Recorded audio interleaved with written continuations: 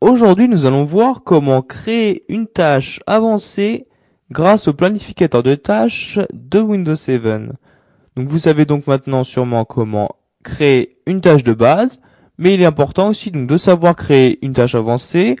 Donc ceci vous permettra donc de rentrer beaucoup plus de paramètres et vous pourrez par exemple aussi ajouter des conditions.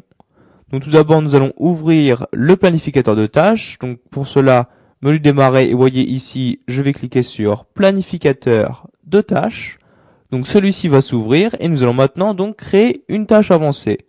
Donc pour cela, je me rends donc ici, créer une tâche. Donc je clique sur ce lien-là et cette fenêtre-ci va s'ouvrir.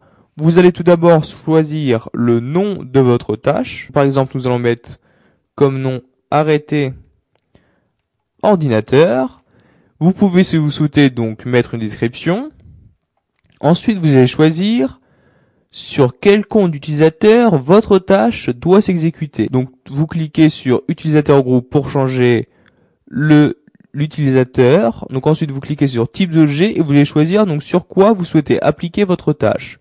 Donc, nous allons juste l'appliquer sur des utilisateurs. Donc, vous décochez ces deux cases-là et vous cliquez sur OK.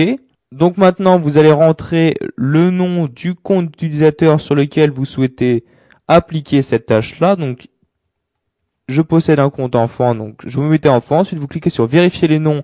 Donc, pour bien vérifier que Windows a pris en compte et reconnaît bien donc votre compte utilisateur. Ensuite, vous cliquez sur OK.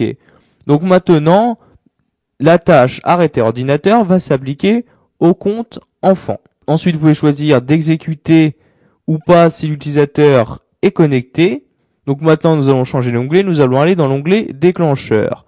Donc pour ajouter un déclencheur, vous cliquez sur nouveau comme ceci et vous allez choisir donc le déclencheur. Donc tout d'abord, soit à une heure programmée, soit en cliquant cette flèche, donc vous voyez à différents moments, donc soit au démarrage, sur un événement, au moment d'une connexion, à un verrouillage, etc. Donc nous allons mettre à l'heure programmée. Ensuite, vous pouvez choisir sa périodicité, donc soit une seule fois, chaque jour, chaque semaine ou chaque mois. Nous allons le mettre chaque jour et nous allons la démarrer donc à la date d'aujourd'hui, le 31 août 2009. Et vous allez choisir ensuite l'heure où vous souhaitez que cette tâche s'exécute. Donc nous allons l'exécuter à 22h30. Donc je mets 0 secondes. Ensuite, vous choisissez de répéter cette tâche tous les tels jours. Donc, vous voyez, nous allons répéter tous les 1 jour, donc tous les jours. Il existe aussi des paramètres avancés pour le déclencheur de votre tâche. Donc, par exemple, répéter la tâche toutes les heures, mais aussi ajouter une date d'expiration à votre tâche, etc. Donc, une fois que vous avez choisi votre déclencheur, vous cliquez sur OK. L'avantage de la tâche avancée est que vous pouvez créer plusieurs déclencheurs.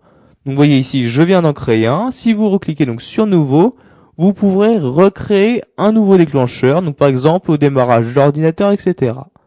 Donc nous allons annuler en fermant cette fenêtre-là et nous allons passer à l'onglet Action où nous allons donc choisir ce que va effectuer cette tâche-là. Donc pour ajouter une action, vous cliquez donc comme pour le déclencheur sur Nouveau et vous allez maintenant donc choisir l'action.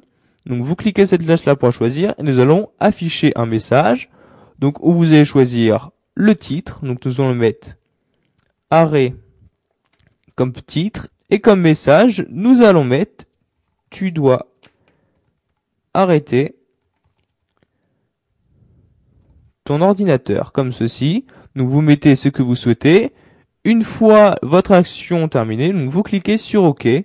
Donc de même que pour les déclencheurs, vous pourrez, si vous le souhaitez, créer une nouvelle action. Mais vous voyez aussi la modifier ou la supprimer. L'autre avantage donc de la tâche avancée est que vous pouvez, si vous le souhaitez, ajouter une condition à cette tâche-là. Donc pour cela, vous vous rendez dans l'onglet Conditions. Et par exemple, dans les conditions, vous pouvez démarrer quand même la tâche, même si l'ordinateur est inactif, ou ne démarrer la tâche que si l'ordinateur est relié au secteur, etc. Donc ici se trouvent les différentes conditions. Et pour finir, nous allons nous rendre dans les paramètres. Donc par exemple, recommencer la tâche si elle échoue. Donc pour cela, vous cochez cette case-là. Et vous allez choisir donc, à l'aide de cette flèche-là, toutes les combien de minutes vous souhaitez que cette tâche recommence. Donc par exemple, toutes les 5 minutes. Et vous allez choisir ensuite le nombre de fois que la tâche doit recommencer. Donc vous voyez ici 3 fois. Ensuite, pour créer votre tâche, vous cliquez sur OK comme ceci. Et maintenant, donc, votre tâche s'est créée. Pour le vérifier, vous cliquez sur Bibliothèque du planificateur de tâches. Et vous allez voir donc ici la tâche qui vient de se créer. Donc, arrêter ordinateur, son statut est bien en prêt, ainsi que le déclencheur et sa prochaine exécution. Donc maintenant, je vais fermer cette fenêtre-ci. Voilà, vous avez appris à créer une tâche avancée grâce au planificateur de tâches de Windows 7.